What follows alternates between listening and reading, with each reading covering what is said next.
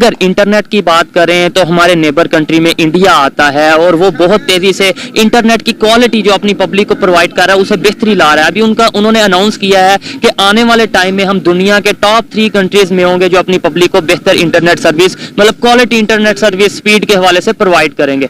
पाकिस्तान में अगर internet service की बात करें, स्पीड की बात करें और साथ नेबर कंट्री में स्पीड की बात करें तो आपको क्या डिफरेंस नजर आता है? कोई ऐसी फील्ड बता दें जो इंटरनेट पे या ऑनलाइन मौजूद नहीं हो। आपको पंजाब फूड अथॉरिटी का लाहौर में खुले दूध की फरोख्त पर पाबंदी का फैसला। मजहर इकबाल मजीद तफसीलात से हमें आगाह करेंगे, बताइएगा मजहर। जी, पंजाब फूड अथॉरिटी ने लाहौर समेत पंजाब भर में खुले दूध की फरोख्त पर पाबंदी का फैसला किया है। पहले मरहले में लाहौर में इस पर अमल दरामद कराया जाएगा और बाद अज़ाम इसका दायरा कार पंजाब के तमाम शहरों तक बढ़ा दिया जाएगा। फूड अथॉरिटी के जराये का कहना है कि कम से कम पास्चराइजेशन वाले दूध के लिए असेंबली से बिल भी पास हो गया है और खुले दूध की जो उसमें एफ्लाटॉक्सिन की मिकदार ज्यादा होती है। कौम को दूध, घी, मक्खन, दही, छाछ सब भी खाना पीना है और संग में गाय को भी खा जाना है। इस कौम को, अब सिंपल सी बात है, कोई भी एक नॉर्मल इंसान होगा अगर वो किसी एक जानवर को, फॉर एग्जाम्पल किसी कुत्ते को रोज रोटी भी खिलाएगा ना, 1 महीने वो उसको रोटी खिला दे, उस कुत्ते के ऊपर कुछ बुरी बात बीतेगी, बेचारा चोटिल होगा, जख्मी होगा, तो उस व्यक्ति को दर्द होगा कि मेरा इसके साथ में एक इमोशनल रिश्ता जुड़ गया है। यहाँ क्या होता है, यहाँ पे अपने से ही बकरे को या पाकिस्तान में तो बछड़े को, गाय को पालते हैं और फिर उसकी बाकायदा गर्दन काट के बलि चढ़ा दी। तो ये सब चीज़ें जो है पालने, जिसको आपने इतना तक पाला उसको वैसे बलि चढ़ा दी जा सकती है। तो वहाँ पर गाय खाने को हम क्या ही बोले, इस कौम में क्या ही हम ढूंढें कि नहीं अच्छी बात होगी। खैर, बहुत समझाने की कोशिश करी गई इस कौम को कि मत करो, बाद में झेलना पड़ेगा। नहीं झेला जाए, नहीं समझा इस कौम ने। आज वही चीज की सजा घूम फिर के मिल रही है, आज वही चीज घूम फिर के आई है। इसी तरीके से पेस्चराइज्ड ही मिलता है, खुला दूध बहुत मुश्किल से मिलता है, उसके ऊपर पाबंदी है। लेकिन यहाँ पर ये चक्कर पता है क्या कह रहे हैं? ये चक्कर ये है कि ये कह रहे हैं कि अब पैक जो दूध मिलेगा लेकिन वो डिफरेंट होगा।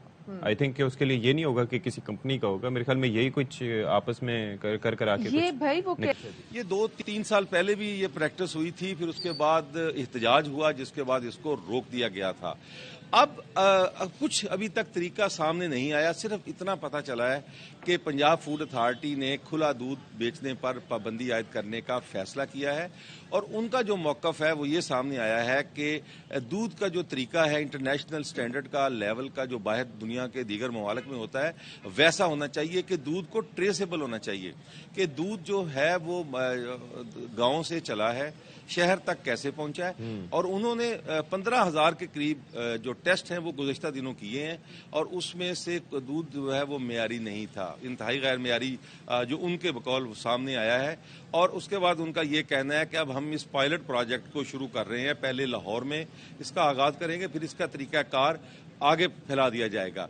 अभी तक ये नहीं बताया गया कि डब्बों में हर कंपनी अपना रेट होगी या उनको रजिस्ट्रेशन करवाना होगी या बड़े इदारे इस पर कब्जा कर लेंगे जैसे कि माजी में होता आया है। और कोई भी चीज अगर इस तरह की होती है, अब जो चांदी होने जा रही है तमाम तरह पैकेजिंग वालों की, जो दूध की इस तरह से पैकेजिंग करेंगे तो आप सोचें कि क्या सूरत हाल होगी। और अभी शुरू करें ये लाहौर से, तो जो लाहौरी है ना वो जरा मुहतात हो जाए, लाहौर से सिलसिला शुरू करें और उसके बाद फिर पंजाब के दीगर शहरों तक ये सिलसिला जो है ये फैलाया जाएगा। हाँ, वो उन्होंने कहा कि जराये के मुताबिक क्योंकि पेस्चराइजेशन वाले दूध के लिए बिल पास हो गया है, तो फूड अथॉरिटी ने भी खुले दूध की फरोख्त रोकने के लिए एक हिकमत अमली बना ली है। अभी देखिए, वैसे खुला दूध इस वक्त मिल रहा है 200 रुपए लीटर, मैं कराची की बात कर रहा हूँ। हाँ, और जो उसके बाद डब्बे का दूध है वो 230 से 240 रुपए, यानी कि 40 रुपए फी लीटर का फर्क पाया जाता है खुले और इस तरह से पैकेजिंग वाले दूध में।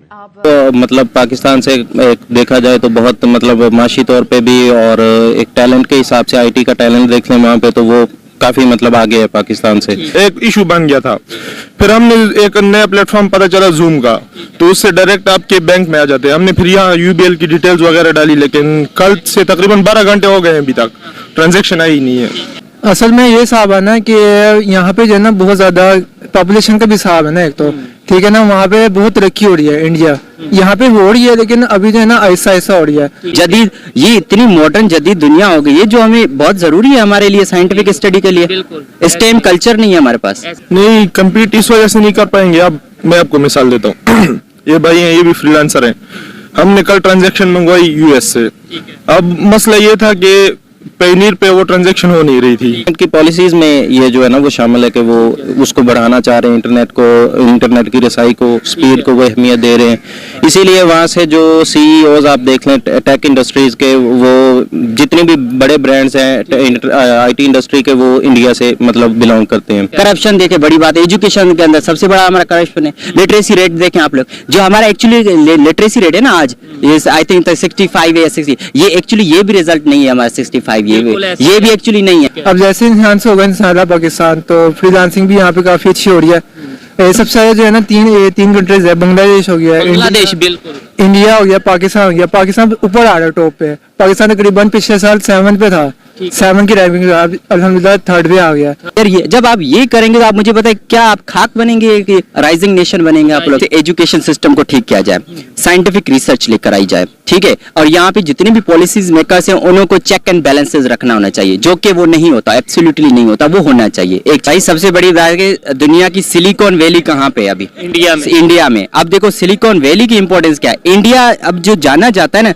आईटी में, जितना इंडिया को पैसा अभी आ रहा है बिलियंस डॉलर्स में से आ रहा है, वो इंडिया के जो ये लोग जो हैं फॉरेन जो इन्वेस्टमेंट एफडीआई उसका वो वहां से आ रहा है, जनरेट हो रहा है। एक चीज, दूसरी चीज ये अब उन्हें ये पता है, वो पहली बात तो इंडिया ना हमसे कंपटीशन नहीं करना चाहता, वो चाहता है मैं पाकिस्तान से मेरा कंपटीशन नहीं, मेरा चाइना के साथ कंपटीशन। अच्छा सबसे बड़ी बात है जब भी इनोवेशन लानी है, इंप्रूवमेंट लानी है, मैसेज यही होगा कि हर कोई अपनी अपनी फील्ड में इंडिविजुअल वो काम करे।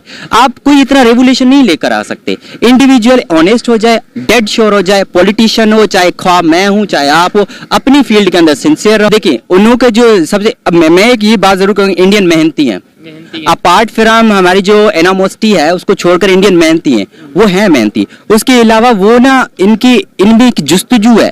जब ये होता है ना कि मेरा कंपटीशन है किसी नेशन के साथ, ये जुस्तजू आगे लेकर जाती है। ये जो है ना ये हमारे पास लेजीनेस बहुत है। हमारे पास क्या होता है, हमारे पास जब असाइनमेंट बनाने होते हैं दोस्तों को ढूंढ रहे थे, यार असाइनमेंट तो बना कर देना, यार ये तो करके देना। ये आजकल को जो वार होने वाली है ना, अब ये फिजिकल वार नहीं होगी, ये तलवार लेकर हम नहीं लड़ेंगे। अभी डेटा ऑयल डेटा वाली वार चलेगी। अब युवाल नो हरारी की आप देख ले, डेटा वाली वार चल रही है। अब साइबर क्राइम्स के आप देख लें, अब इंटरवेंशन कर रहे थे पॉलिटिक्स के अंदर हम लोग, ये चीजें देख लें। जो इनोवेटिव स्किल्स हैं, वोकेशनल ट्रेनिंग है, स्किल्स हैं, ये छोटे छोटे प्रोग्राम बनाकर उनको सिखाया जाए, ये दी जाए, दूर दराज इलाकों में दी जाए। और सबसे बड़ी मेन काज वेमेन को ना एम्पावर किया जाए, उनको नहीं किया जाता।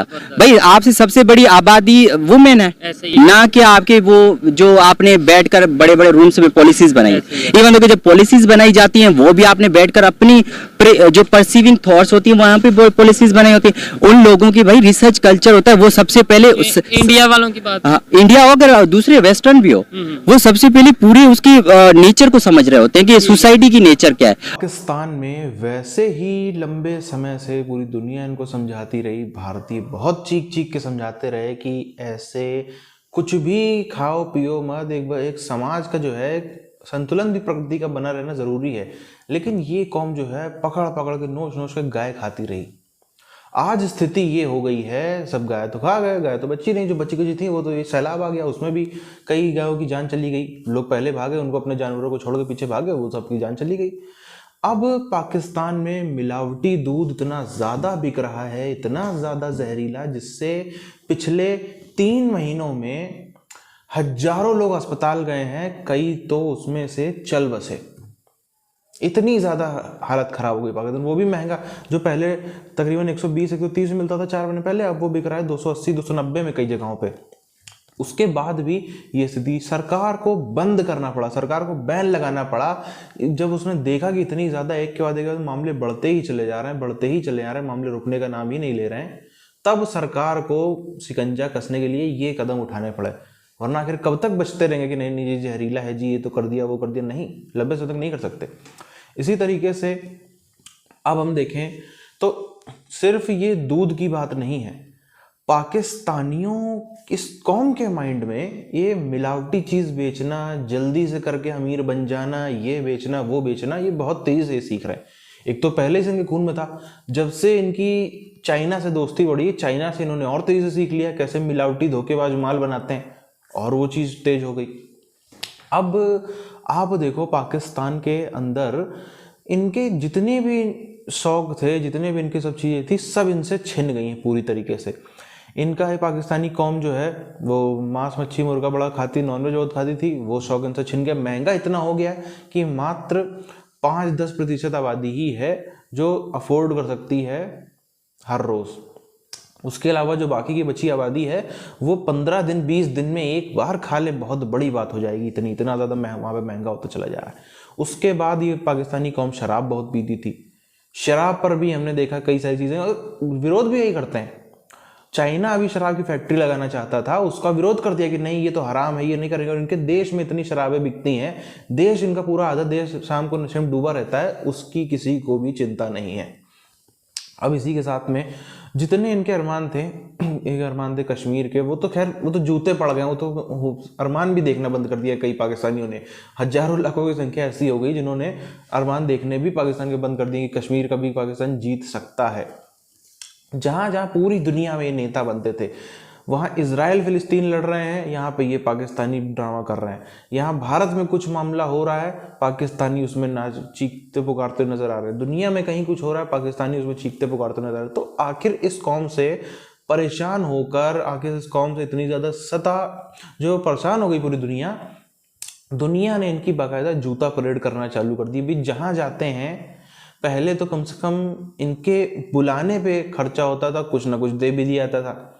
अब तो देना तो दूर की बात है, इनके बुलाने पर भी जैसे किसी और देश के प्रधानमंत्री को वेलकम किया जाता है, वैसा वेलकम तक भी नहीं मिलता है इनके प्रधानमंत्री को।